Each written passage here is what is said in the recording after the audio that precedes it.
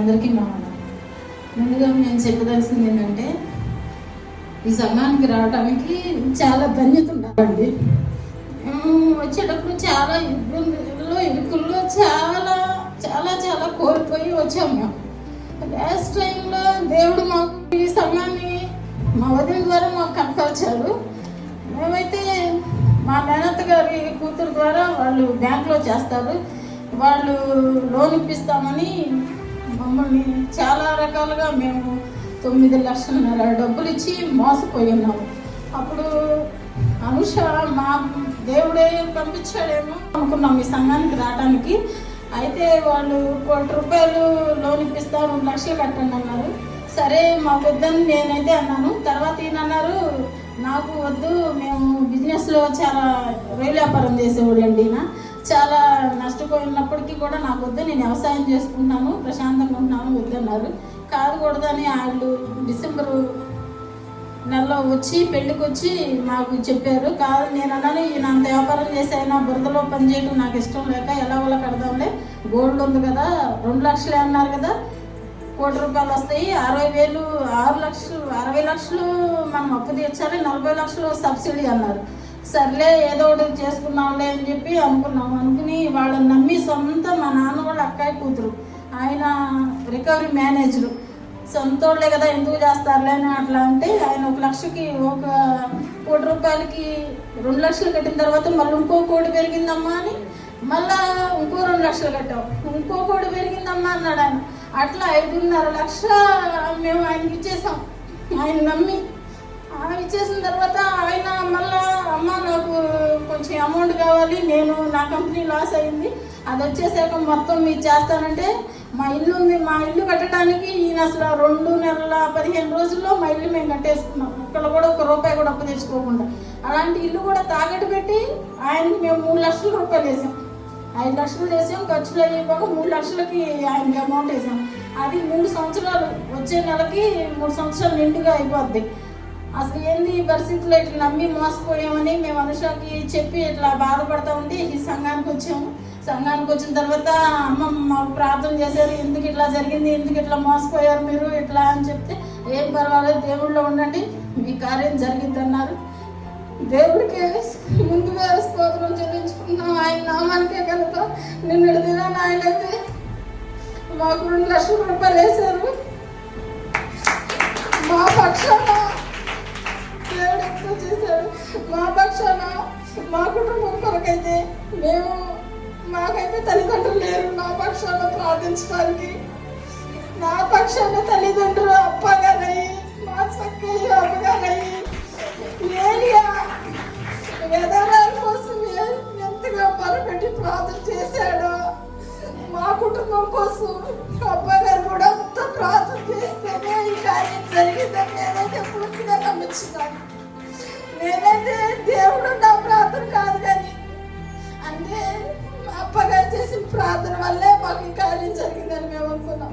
మేమైతే ఒకసారి ఆలోచించి, ఈయనంటారు కిడ్నీ నమ్మేస్తాను, నేను ఈ అప్పులు తీరిస్తే అప్పుల బాధలు మనం పడలేమన్నారు. నేను అంటాను, నా పేరున 10 లక్షల ఇన్సూరెన్స్ ఉంది, జాబ్ ఉంది, నేను చనిపోతే వస్తాయి కానీ నువ్వు చనిపోతే ఎట్లా వస్తాయి అని ఇద్దరు చాలా డీప్గా వెళ్ళిపోయాం. కానీ నాకు ఒక్క బిడ్డ, నా బిడ్డను ఎవరు చూస్తారని మళ్ళీ ఆలోచించుకున్నా.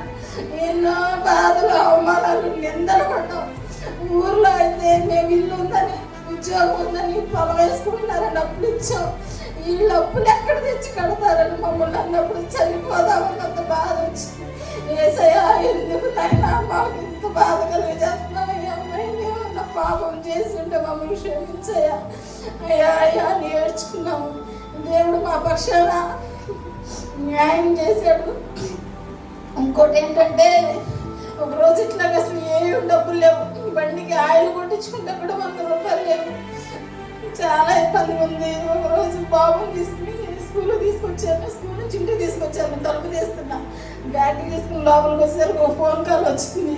ఎవరో ఏంటనే సరేలే తీసేసరికి వాళ్ళు ఫైనాన్స్ ఆఫీస్ నుంచి చేస్తున్నామమ్మా, మీకు ఏమన్నా డబ్బులు 1,10,000 మీకు వచ్చినాయి తీసుకుంటారన్నారు. మా వారికి తెలుసండి, మా వారైతే లేరు, నాకైతే తెలియదు అని చెప్పి వస్తారంటే సాయంత్రం వస్తారన్నాను. వీళ్ళు పొలం వెళ్ళారు. నీకు వచ్చాక చెప్తే మరి కట్టాలి మాట్లాడారు, ఎంత కట్టాలి ఏంటని మాట్లాడిన తర్వాత అంటే మళ్ళీ ఎక్కడ తెచ్చి కడతాము, మనం అద్దెలు కట్టుకుంటున్నాము, ఎక్కడ తెచ్చి కడతాము, దేవుడే చేస్తాడు ఏదైనా, ఊరికో ఆయనే చేస్తాడు ఏదైనా, తీసుకున్నాం అన్నారు. తీసుకున్న తర్వాత మా ఇంటి పక్కన బాబా దగ్గర 70,000 తీసుకుంటే వాళ్ళు గొడవ చేస్తున్నారు. సర్లే ముందు ఆయన బాగా తీర్చేద్దాం, తీసుకున్న తర్వాత మళ్ళీ ఆయనకి ఇస్తానని మాట ఇచ్చాం. ఆయనకి ఇస్తానని మాట ఇచ్చిన తర్వాత ఈ బ్యాంకులో ఆంధ్ర బ్యాంక్, యూనియన్ బ్యాంకులో 55,000 రైతులకి ఇస్తారు, అది ఇచ్చారు. అది కట్టేసి ఆ లోన్ తీసేసుకుని ఆయనకి ఇచ్చేసేద్దాము, మళ్ళీ మనకి 55,000 చేతికి రావాలంటే రావు కదా అన్నాడు. సరేలేనని అనుకున్న తర్వాత 55,000 కట్టడానికి వెళ్తే దేవుడు ఏదైనా చేయగలరు, నా గొప్ప దేవుడు. అక్కడికి వెళ్ళినాక ఆ 55,000 మేము కట్టడానికి వెళ్తే గోల్డ్ సార్ని అడిగారు, సార్ 55,000 కడుతున్నాం, 1,00,000 రూపాయలన్నా ఇప్పిస్తారా సార్ అంటే, 1,00,000 ఏంటి 1,50,000 ఇప్పిస్తానన్నారు. 1,50,000 ఇప్పిస్తాను, మేనేజర్ గారితో మాట్లాడదామన్నారు. మేనేజర్ గారి దగ్గరికి వెళ్ళాక మేనేజర్ గారు డాక్టర్ గ్రూప్తో ఉంది, ఆయన చాలా బిజీగా ఉన్నారు. నెక్స్ట్ రోజు వెళ్ళాం. అయ్యా మీ చిత్తం నాయన, ఇద్దరు మోకాళ్ళు వేసి ప్రార్థన చేసుకుని వెళ్ళాం. మళ్ళీ అయ్యా మేము ఒకటి అనుకుంటే నువ్వు ఇంకోటి తలిచావయ్యా, మా తలపులు వేరు నీ తలపులు వేరయ్యా అనుకుని మళ్ళా వచ్చి ప్రార్థన చేసుకుని నీ చిత్తం ఎలా మా పట్ల జరగాలందో అలాగే జరిగించాయా అనుకున్న తర్వాత బ్యాంక్ మేనేజర్ గారి దగ్గరికి వెళ్ళాం. 2వ రోజు వెళ్ళాక ఆయన అన్నారు 1,00,000 అన్నారుగా అన్నారు. సార్ 2,00,000 కొంచెం అవసరం సార్ అన్న తర్వాత సరే చేయమన్నారు.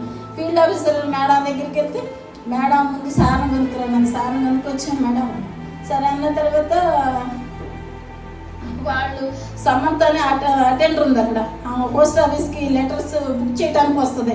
అక్క మీరు ఎక్కడ చేస్తారా అన్న. అవునమ్మా బయట నిలబడ్డా, లోపలికి రా అన్న అంటే సార్ లంచ్ చేస్తారని బయట నిలబడింది. ఆ పరిచయంతో ఆ అమ్మాయి 2,00,000 అని తనే అనేసింది, మేమైతే అనలేదు. 1,50,000కి మేము వెళ్ళాము, 2,00,000 అని తనే అనేసింది. 2,00,000 అని మేమిద్దరం అలాగే చూసుకుంటున్నాం. ఆ అమ్మాయికి అసలు జోక్యం లేదు దీనిలో, కానీ 2,00,000 అనేసింది. 2,00,000 అనేసరికి మేము ఆ 2,00,000 అనుకుని సార్ ఓకే చేశారు, ఫీల్డ్ ఆఫీసర్ ఓకే చేశారు. మళ్ళీ ఆ బ్యాంకు గోల్డ్ ఆయన అమ్మ వచ్చి మీరు ఫైల్ చేయించుకోమన్నారు. కానీ 1,00,000 రూపాయలు లోన్ తీసుకుంటే ఎంతో కొంత ఇన్సూరెన్స్ చేయాలంట. మా దగ్గర అయితే దేవుడి చిత్తమయ్యి అసలు ఏ రూపాయి ఇన్సూరెన్స్ కూడా తీసుకోలేదు. 2,00,000 అమౌంట్లో 7 గంటలకు వేశారు. అది దేవుని ప్రణాళికే, దేవుని చిత్తమై ఉందనే మేము నమ్ముచున్నాం.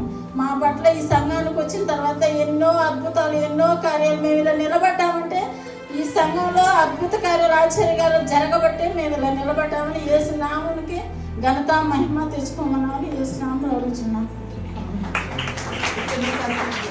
చిన్న సాక్షిని దేవుడు దీవించుగాక.